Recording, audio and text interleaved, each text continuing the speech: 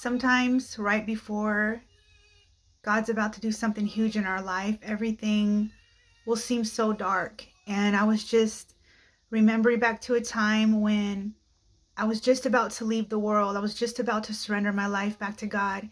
And for all my whole teenage years and all my 20s, it was all about the party and the people, places, and things that came along with that. Substances just to numb me out and everything that comes with that kind of life. And I was just running the streets all the time. And I remember one day, all of a sudden, all that became so empty. Like I couldn't get high enough. I couldn't have enough fun. I couldn't kick it with the right people, with the right vibe. Like everything was so empty and lonely. And all the joy that I thought I had and all the fun I thought I was having, it just got stripped away from me. And my eyes were open to how empty I was living. And I was filled with guilt. I was filled with just a hopeless feeling. And so God emptied me out of everything that I was clinging to that was not Him. He allowed it to all just burn me. He allowed it to all feel so empty, to a place of like depression for me and just feeling like I didn't even want to be alive. And I remember all that happened right before He called me out. I was on a bus riding around town trying to go get high anywhere I could go. And I got on the bus after going to everybody's door, and they opened the door and everyone was so lost and lonely and full of despair, and like nobody wanted to party, no one wanted to kick it. And I got on the bus and the Lord was like, they don't know the way home, but you do. What are you doing out here? Like, come back. So I went home and I went into my mom's house and I said, Mom, I need God. She's like, I know you do. And at first, leaving that life was really hard. I had some stumbles. I went and tried to kick it with the same people again, thinking, I was going to bring the light to them, and it didn't work out like that. I wasn't strong enough yet. I had to take a season and completely separate myself from the people, places, and things that I had lived my life in for so long. And I remember going to church, looking around and being like, I'm never going to make friends here. Like, none of these people are like me. They don't understand. And they all looked so happy and full of joy, and I thought they were faking it.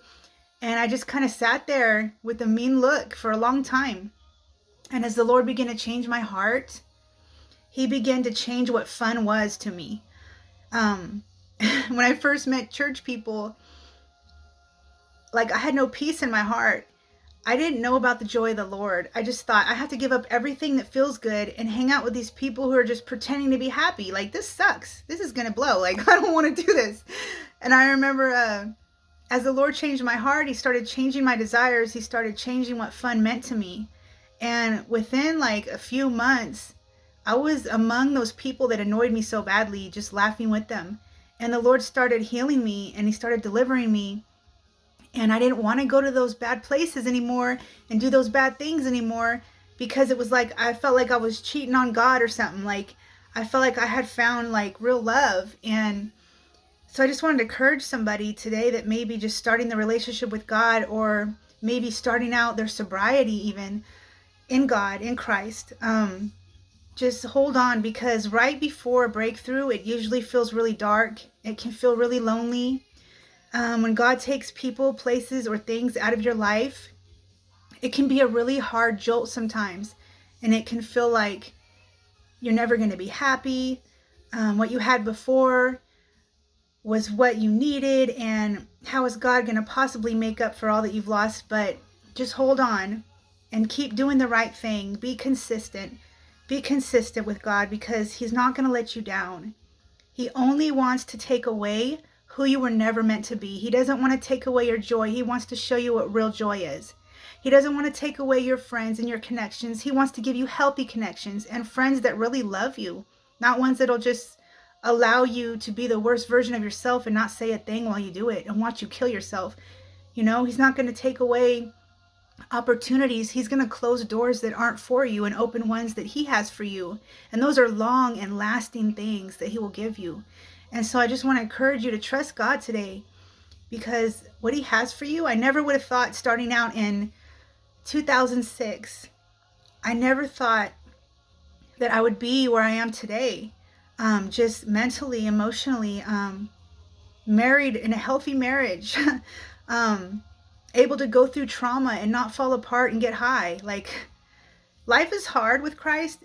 It's a lot harder. It's like you have to kind of learn how to live life all over again. Like, if you started doing drugs when you were really young, once you get off that stuff, you have to learn again how to deal with everything. It's like you're being raised again all over, like you're a kid. You have to learn how to be, right? And God is so faithful to stay right by us and just help us do that. And it's a process. So be easy on yourself. Be patient with God and just really trust Him to lead. And I promise you, it's not going to always feel lonely. It's not going to always feel awkward. God's going to bring you your tribe, and He's